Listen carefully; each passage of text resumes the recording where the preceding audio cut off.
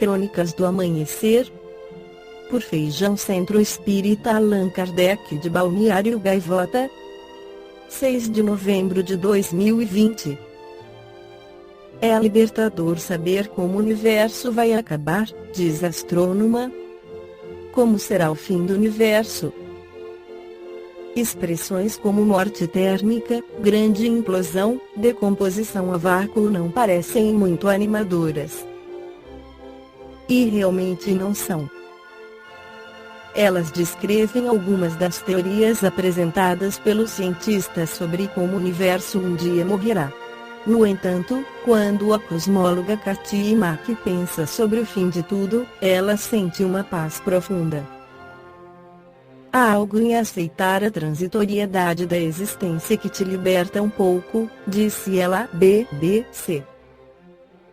Compartilhar o terror. Mack ainda se lembra vivamente da primeira vez em que teve consciência de que o universo poderia acabar a qualquer momento. Ela estava com um professor e colegas de classe na universidade.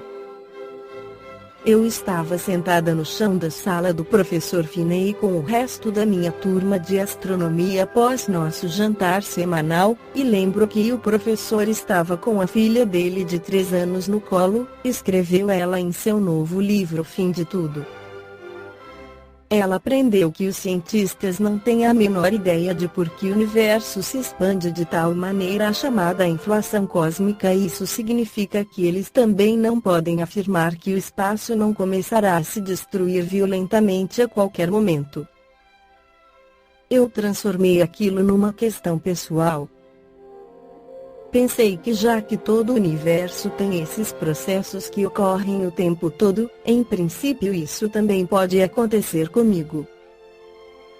Eu estou no universo, sou parte dele, e não tenho como me proteger de tudo isso, conta. Uma das coisas que procuro com este livro é compartilhar um pouco desse terror, que pode parecer mesquinho, mas é para ajudar as pessoas a terem uma conexão mais pessoal com o que acontece no universo, acrescenta.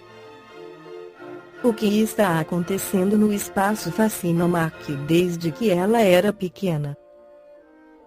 Mas ser uma empregada doméstica em Los Angeles não lhe deu muito acesso ao que a maioria dos astrônomos diriam que os inspiraram a seguir essa carreira. Ali você não pode ver a Via Láctea. A duras penas você consegue ver as estrelas, diz Mack, que trabalhou como pesquisadora nas universidades de Caltech, Princeton, Cambridge e agora na Universidade Estadual da Carolina do Norte. Em vez disso, foram todas as coisas raras que a levaram para esse caminho, todas essas coisas que torcem seu cérebro, como buracos negros, espaço-tempo. No Livro dos Espíritos, Allan Kardec nos apresenta a lei de destruição, na pergunta 728. É a lei da natureza destruição? Preciso é que tudo se destrua para renascer e se regenerar, porque o que chamais destruição não passa de uma transformação, que tem por fim a renovação e melhoria dos seres vivos, respondem os espíritos. O espírito Joana de Ângeles, pela psicografia de Divaldo Pereira Franco no livro Estudos Espíritas, esclarece que é de todos os tempos o empenho audacioso do homem, no sentido de interpretar o universo, entender o mecanismo das galáxias, e, consequentemente, da vida, no campo da forma. Conceitos ingênuos, inspirados por emoções desvairadas e fantasias exorbitantes, constituíram por largos períodos de tempo como representações seguras da engenharia cósmica. Dados matemáticos, estudos profundos, milenarmente reunidos, vêm a pouco e pouco, porém, estabelecendo o plano inicial da mecânica celeste, em programado sonho de elucidar os perfeitos sistemas de mundos que gravitam nos espaços siderais. De Tales, de Mileto, pesquisando a eletricidade do âmbar, a Faraday e Oersted, no campo eletromagnético, de Galileu, com as suas lunetas humildes, aos Drs. Frank Drake e K.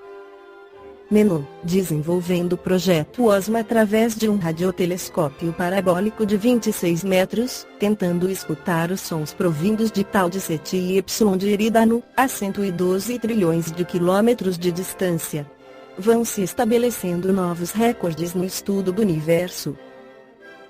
Todas as pesquisas têm, todavia, tentado estabelecer as linhas básicas mediante as quais surgiu o nosso sistema solar e, em decorrência disso, os demais sistemas espalhados pelos bilhões e bilhões de galáxias que se expandem pelo infinito. Os estudos prosseguiram afanosos e a ciência hoje consegue explicar com relativa segurança a formação das galáxias, da poeira cósmica e das estrelas, dos átomos e do mundo subatômico.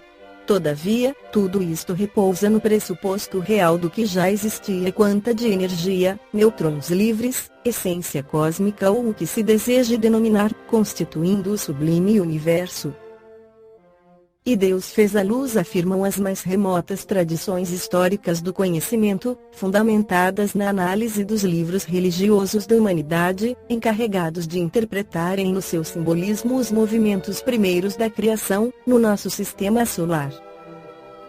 E ao fazer-se a luz, simplesmente foi facultado que o Sol aquecesse, iluminasse a Terra e os demais áulicos que gravitam em sua órbita, após, obviamente, tê-los elaborado e guindado nas leis da gravitação universal, em milênios e milênios, mediante os quais os engenheiros galácticos estabeleceram em seu nome as forças de atração e repulsão, que o sustentam nos planos espaciais, nos 100 bilhões de sóis da Via Láctea e nos 100 milhões de galáxias, que aproximadamente existem, na sua quase totalidade maiores do que a nossa. Palidamente se configuram os planos do universo, desafiando a inteligência humana, a fim de que o homem penetre no amor e o amor responda sobre a grandeza da vida, pois que todos os demais caminhos sem o amor conduzem, normalmente, à falência dos desejos e ambições, com pesados tributos de desenganos e frustrações. Acompanhando a jornada de um átomo de carbono, pode-se isto compreender. Nasce ele invariavelmente numa estrela, em 3 etapas distintas. Quando 2 prótons se chocam, um deles perde a carga elétrica e transforma-se num nêutron, formando uma outra substância, o deutério ou hidrogênio pesado. Mais tarde, esse núcleo capta outro próton ou nêutron, transformando-se em um núcleo de hélio. Esta é a primeira etapa. De quando em quando ocorre que 3 átomos de hélio chocam-se de uma só vez e formam, então, o núcleo de carbono. Após essa segunda etapa, a estrela explode, graças à pesada carga de átomos, e estes são espalhados pelo oceano tênue do hidrogênio que invade o espaço. Por fim, quando uma nova estrela começa a formar-se desse hidrogênio, capta alguns dos átomos existentes de carbono e de outros que reúne e os misturam na sua estrutura. Continua, então, esse átomo a jornada interna pelos diversos reinos da natureza até um dia atingir o homem e perder-se no ar dos pulmões de algum ser, num turbilhão de aproximadamente 10 octilhões de átomos no pulmão humano, respirando-se, assim, o mesmo átomo que esteve em outros pulmões e poderá ser respirado por futuros seres. Esse átomo de carbono está imutável, jornadeando há aproximadamente 4 bilhões de anos ou talvez mais, podendo desaparecer somente numa estrela nova, vitimado por colisões atômicas violentíssimas que o desagregarão, vindo a formar novos átomos. Outros, concepções mirabolantes, portanto, nascem cada dia e continuam chamando a atenção dos estudiosos para o universo. Ora são os quasares, que emitem enormes quantidades de energia, ora outras são os buracos, fazendo que imaginações que raiam a ficção suspeitem que em 70 bilhões de anos, aproximadamente, do universo nada mais existirá senão um imensurável buraco negro. Esta foi a crônica do amanhecer de 6 de novembro de 2020. Por Feijão Centro Espírita Allan Kardec de Balneário Gaivota. Que a paz esteja com todos.